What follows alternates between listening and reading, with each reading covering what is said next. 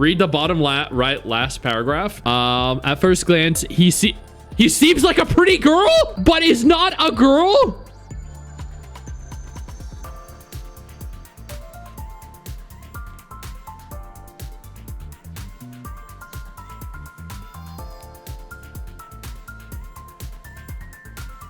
So, I actually purchased something a couple days ago, Chad, that perfectly encapsulates exactly how I feel right now.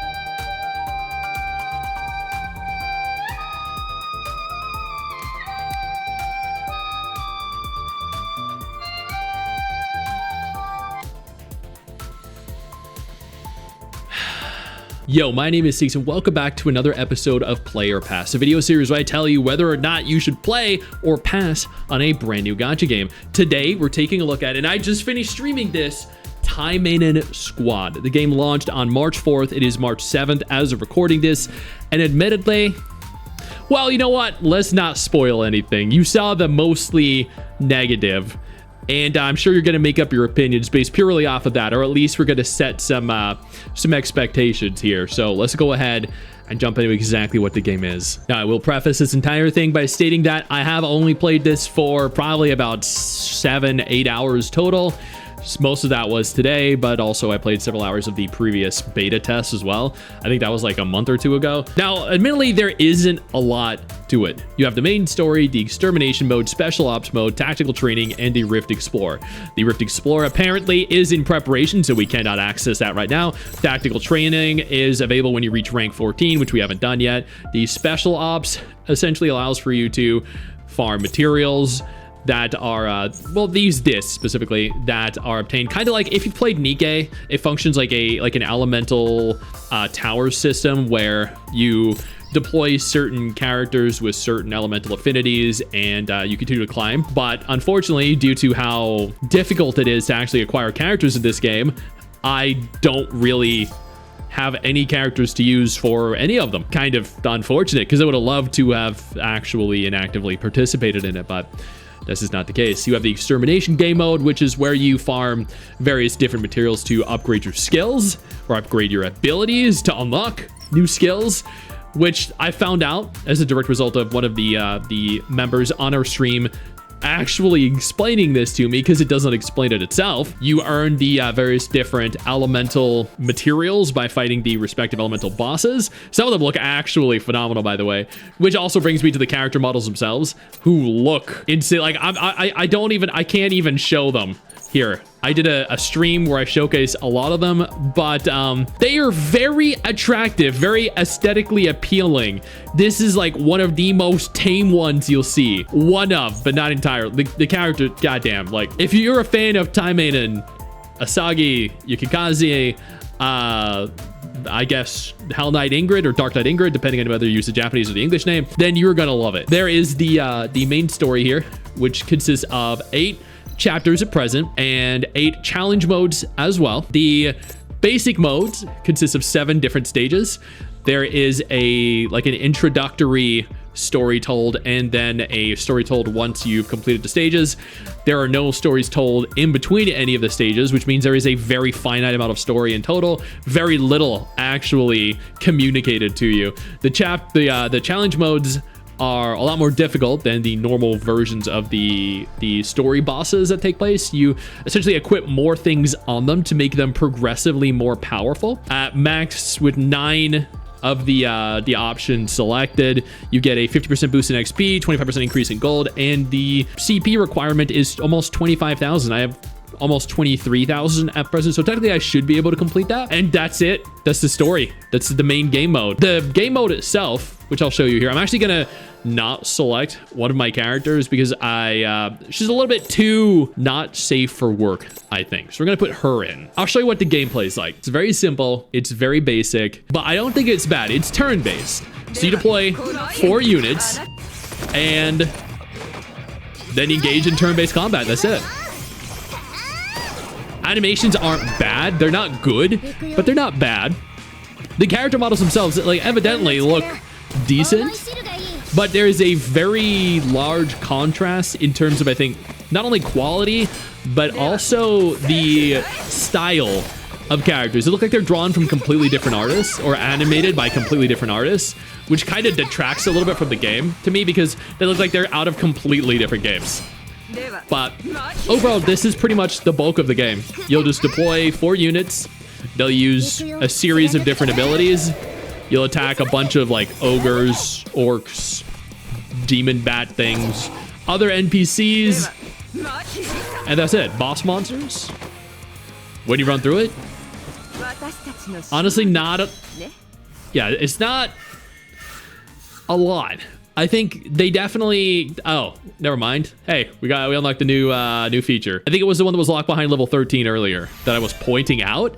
Never mind. No, it's not. It's just the guild. Cool. We unlocked the guild feature. Yo, I don't mean to interrupt the video, but I need to take a moment here to thank all my incredible patrons over on Patreon whose support continues to allow for me to do regular videos like this every single day on this channel. Thank y'all so much, including our YouTube channel members.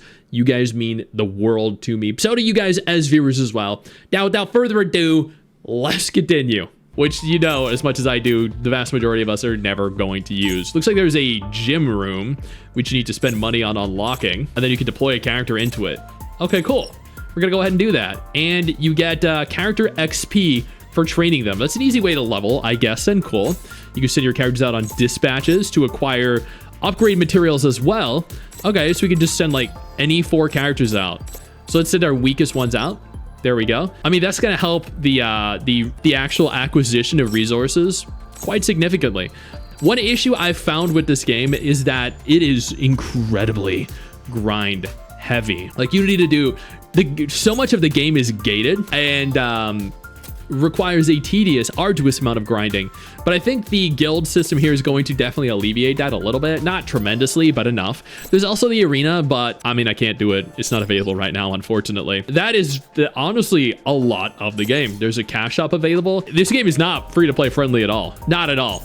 You get this character, who is arguably the best looking character in the game, by spending 3,300 of the T-Cash. It looks like 3,300 is about $20, a little over $20 total, but you need to get to her.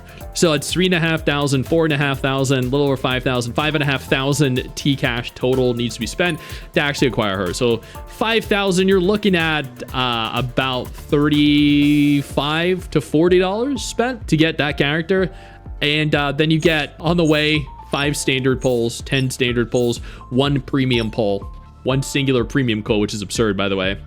I think the rest of the options are pretty standard. Nothing, you know, egregiously pay to win, or I actually hate that though, right there. Oh my god. 650 T-Cash only. Originally 13,000. Yeah, so there's that. There's that. Every time you level up, by the way, you also gain 5 of the premium gems. So don't expect to ever really benefit from that in any capacity. There's the recruitment function. This is the gacha. There's premium, special, and weapon. You get weapons through the gacha, which I hate. I prefer gacha games that actually allow for you to either not have weapons or to farm weapons in game, or at least weapon pulls in game. The weapon gacha isn't terrible. I got 2 actually max rarity weapons through actually just pulling, doing my first singular 10 pull, which was kind of crazy. But the rate of max rarity, I think it's like 5-star weapon acquisition is 0.7%. The premium recruit here, which you utilize the premium recruitment tickets, you unfortunately do not use your gems, use your premium tickets, allows for you to select 4 different characters total. If you select 4, you have a 2% chance of obtaining them. If you select 3, it's 2.6, 4, 2, 3.4, and then 1, 5%. So after 100 pulls, you are guaranteed pretty much the character that you have slotted here. Unfortunately, to acquire that, you need to use your premium recruitment tickets as opposed to the actual premium currency in game. That sucks. That really sucks, because these are you're going to earn a tiny amount of these each week in game, a very small fraction, or you can spend money. So this is a whale feature, completely whale oriented. And then unfortunately, you don't have the option here of selecting or guaranteeing, a character of your choice for the standard banner. Unfortunately, you're screwed. Pretty much. The rate of acquisition for, it seems like 5-star characters are 0.2% for the different ones. Anyway, that's not the total pull chance. That's just per character. I don't know how many there are total. 2, 4, 6, 8, 10, 12, 14. Looks like there are 14 characters total, which means that it's what, like 2.8% chance total? It's not terrible, but since there's no guarantee for a singular character, it's not good. It's actually not good at all. The gacha is actually shit. You do get to reroll at the beginning though, and you can reroll infinitely. There's no like animation that plays. You just keep clicking reroll until you get the characters that you want.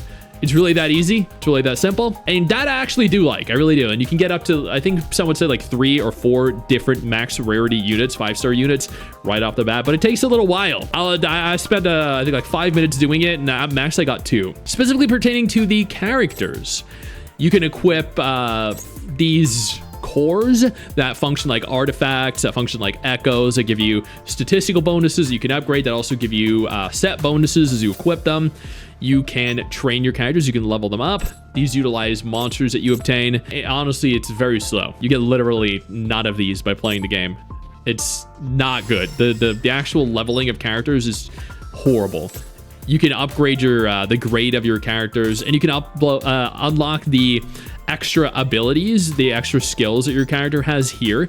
As you can see at the top right, it does say that you need to level up ability unlock 2. And unfortunately, the only way to do that is by clicking the ability unlock up the top of the screen, which I don't know if you could see with my webcam in the way. But that is what you need the elemental stones for, that you farm through the material upgrading system. Again, that was not explained, and I had to have that explained to me by a member in chat. And this is one of the rare instances I think that tutorials are actually a benefit to me. And then you can apparently upgrade your skills as well. I haven't found out where to get the materials for those yet. You have individual weapons that you can equip. Unfortunately, as you can see, none of my characters have a single weapon, even though I did do weapon pulls, because they're limited to their respective weapon, which is actually dog shit. I was given this though as one of the login rewards. And then there's the bond feature, but it doesn't have a bond group present, unfortunately. That's the character system. There's the exchange post. It allows for you to attain multiple different types of materials, items. There's the research lab. You can craft cores here. I do not have the necessary materials to craft any of these right now, but you can by farming the materials necessary, which again is something else you need to micromanage. There's the ability here to upgrade various different affinities, technique, agility, balance, power. That function pretty much like elements, grass, water, darkness, fire, etc., etc. You upgrade these by using the materials that you farm, which means you need to farm more. And I don't have the willpower to actually do that. I'll touch on that in just a second. And then there's trait research. You upgrade your traits by utilizing those discs that we found earlier. And that is the research lab. There is the journey, which essentially, you just get a bunch of rewards by completing various different activities. There is the quest, which functions just like every other gacha game. And the actual acquisition of materials, technically in theory, this should be easy to farm. You just click ready, you sweep 20 times. That's not the case. When you get 20 sweeps per day, it uses tickets. So you get 20 per day. Let's do the entire 20. That should be great. That'll be easy, right? Right? Wrong. It's not a simple sweep. You click it and it auto strew them one by one by itself. Look at this.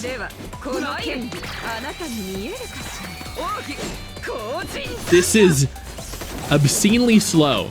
You have to let it go through the entire fucking 20, dude. One by one. Genuinely, who the hell has time for that? Genuinely, not a single person I know wants to sit through an hour of that shit. That's terrible. You need an actual functional sweep system, not whatever that is. You can literally, you don't even need the tickets. You can just do it manually. Just pull up another game, watch some shit on YouTube or something. God damn. I don't know what they're doing, man. There's barely any story in the game. The re-rolling is honestly great. The character models look decent to terrible, depending on the characters and the animation style. It's not at all free to play friendly. You actually get from the login bonus up here, you get 10 standard pulls, 20, 30, 40, 50, and one singular premium pull. One premium pull. Logging in for 7 days. 1, not 10. You don't get a 10 pull. 1 premium pull. 1. And then here you get 1 more. That's 2 from 2 different login events. And then none. No more from here. That's what the actual fuck. This is and I hate to say, this is actually a lot worse than Action Taimanin. I think Action Taimanin is a vastly superior game overall. Much better than this. This has better combat. This has better character models, significantly better character models. But overall, this is I think a vastly inferior version of Action Taimanin. It's just not action at all. It's turn-based. But you know what? That's just what I think. It doesn't mean that everyone's going to think that way. It doesn't mean you need to think that way either. I'd give this probably a 4 out of 10. A little below average because there's just so much wrong with this game. And I mean, you know what? That makes sense. There's a reason this game is rated what it's rated. It's rated mostly negative. That's because not a lot of people had great experiences with it. I do think it has room to get better. I think it has a lot of room to improve, but ultimately it just isn't there yet. Action Taimanin is just a superior game. But I do hope, moving into the future, it does improve, because it has the potential to. It really does. I know you think that you just hit the end of the video, and technically, yeah, you have. And I know your first reaction is to close out of it at this juncture, but don't. No, instead, I urge you to take a moment here and click one of the videos on screen that are coming up in just a moment, so you remain up to date with everything going on in the gacha genre. Trust me, you are not going to regret doing so. Stay flaccid.